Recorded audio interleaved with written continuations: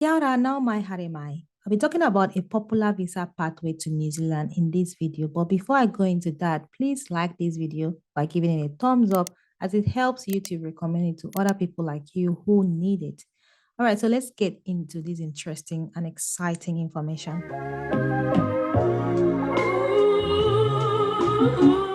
The visa pathway I'll be talking about is a skilled migrant category visa. This is a popular visa pathway to residents in New Zealand for migrants and their families.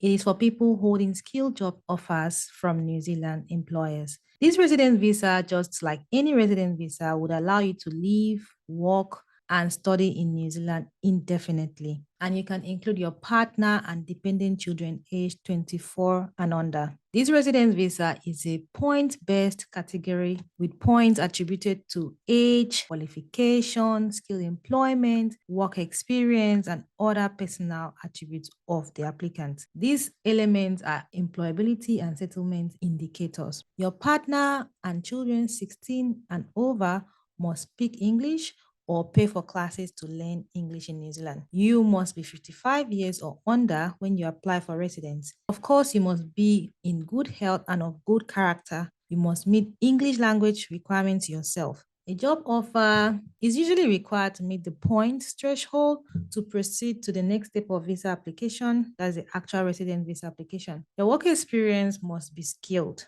to qualify for points. And you don't have to provide evidence when you're submitting your expression of interest. Holding an offer of skilled employment in New Zealand is key to a successful skilled migrant application.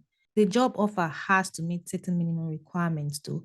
That's like the pay rate should be at or above the median wage. It should be full-time, permanent, and it should comply with New Zealand employment law, and it should be assessed by Immigration New Zealand as a skilled job offer. Your qualifications must be recognized to gain points. That's your education qualification. A recognized qualification means that it is on the list of qualifications exempt from assessment, or it has been assessed by New Zealand Qualification Authority, NZQA. It also can be assessed by New Zealand Recognized Authority to be the same as a qualification that is exempt, or it is a Washington or Sydney Accord accredited course. Currently, New Zealand Qualification Authority, that's NZQA, are receiving a high volume of applications. So there's a high chance that your international qualification assessment, which is what is called, may be delayed. So the skilled migrant visa application process formally consists of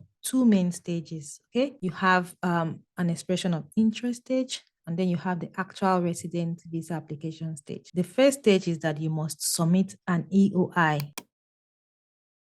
EOI is expression of interest. The selection of this expression of interest for the skilled migrant category visa resumed in November 2022 last year. The selection was based on 160 points. Remember, I said this is point-based. The points have changed since January this year, and I'll mention the new score later in this video. So stage one is submitting an expression of interest. You must submit an EOI, and you submit this expression of interest online to start the process of becoming a New Zealand resident. In your online expression of interest, you can claim points for your qualification, work experience, age, and all the expression of interest is received will be ranked from the highest to the lowest point. You submit your expression of interest, this will be placed in a pool of other expression of interest. This expression of interest is not free. It costs 590 New Zealand dollars, and it is non-refundable if your expression of interest is declined. So expression of interest are valid for 6 months. If after 6 months you have not been selected, your $590 would not be refunded. You have to submit another expression of interest and pay another 590 New Zealand dollars. So note that. Every fortnight, Immigration New Zealand selects expression of interest with the highest points from the pool.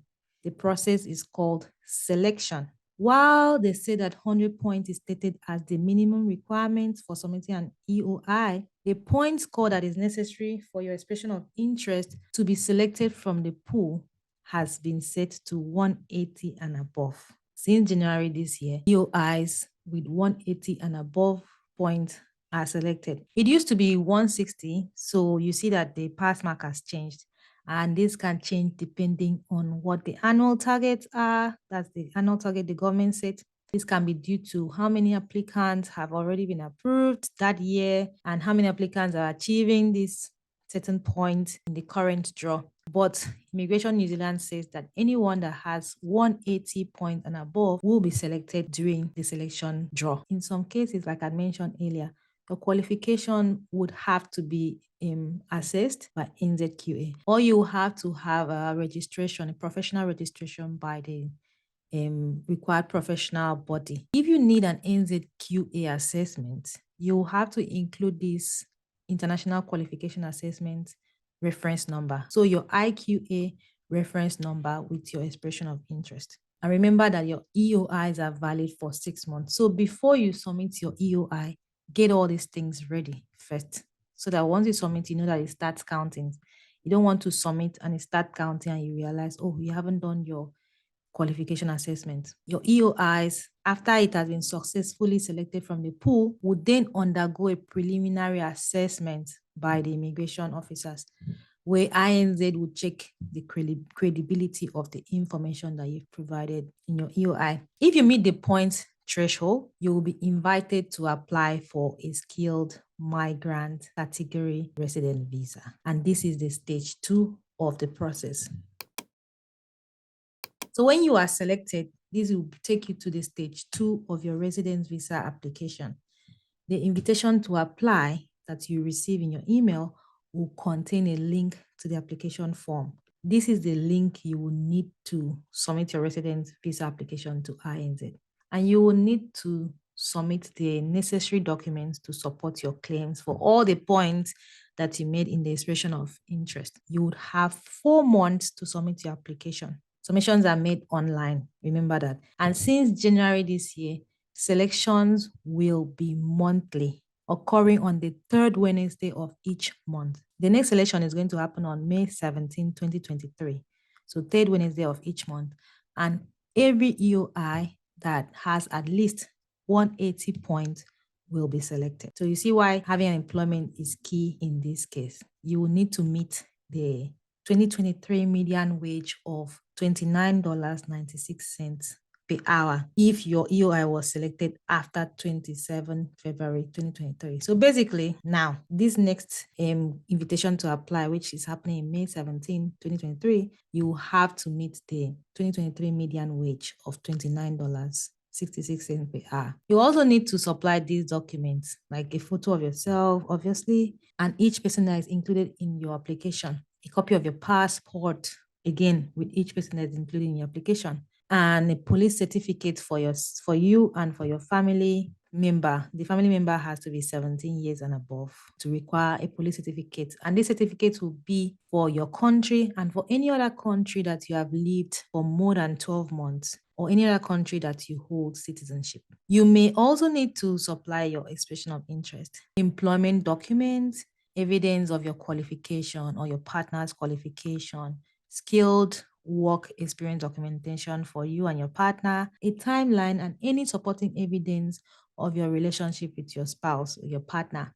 You also need to supply proof of relationship, like the certificate for any dependent children that is included in your application. A completed employer supplementary form may be required. They will give it to you to give your employer if you need one. A completed resident visa declaration form if someone has helped you complete this form, or if you're including your partner or children that are over 18 in your application. You may also need to submit a completed additional dependents for residents in New Zealand form. You may also need to submit your IQA results or evidence that you have submitted your qualification to NZQA for assessment. Once your residence visa application has been lodged, Immigration New Zealand will assess it against, the current government policies, basically looking for your potential to settle in New Zealand and make real contribution to the country's economy and social development. If there is anything else you need to do, they will let you know. And they may ask to interview you as part of the process. If you're already in New Zealand, you are supposed to have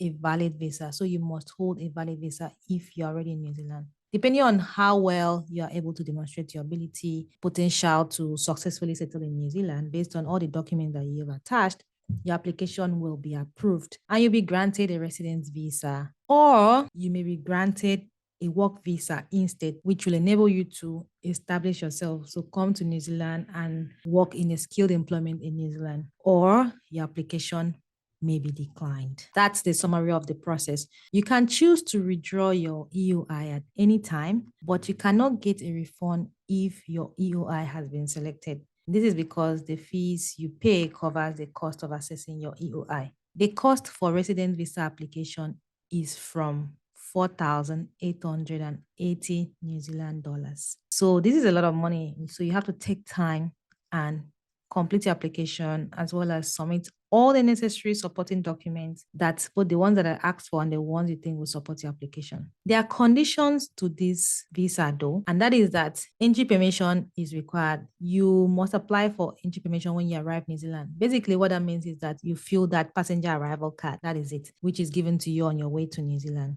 So there's a chance that you may not be allowed into New Zealand, and that is if you don't meet any character requirements, or your circumstances have changed since you were granted that visa, or you refuse to let them take a photo of you or provide your fingerprints or an iris scan. So that's an eye scan if they ask you to. There are also some conditions that you must meet once you have that visa regarding work. And this is dependent on where your work is. Is it located in Auckland, or is it located outside of Auckland? Is it an offer of skilled employment in Auckland, or is it a current employment in Auckland? Same thing applies to if it is outside. All the details are in the visa fact sheet. So just go there. You also have to keep your visa in a valid passport. That means that your passport must be valid. If your passport expires, you must apply to transfer your visa to a new passport before you travel and come to New Zealand, or before you even travel outside of New Zealand. For travel, as part of the visa conditions, you can travel inside and outside of New Zealand as much as you want until your travel condition expires. To travel after that, you will need to apply for or be granted a permanent residence or a variation to your travel conditions. So my people, this is all about skilled migrant category visa. The process is pretty straightforward, as you can see. However, in practice, the process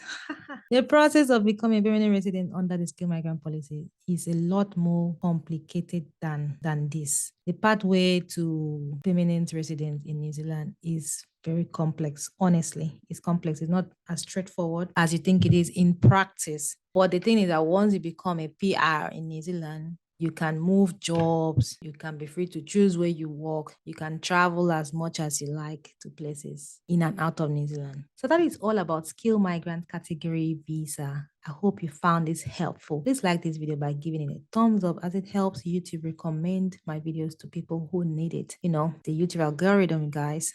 And don't forget to subscribe, comment, share this video as wide as possible. Thanks for watching to the end, and I'll see you in the next one. Bye now.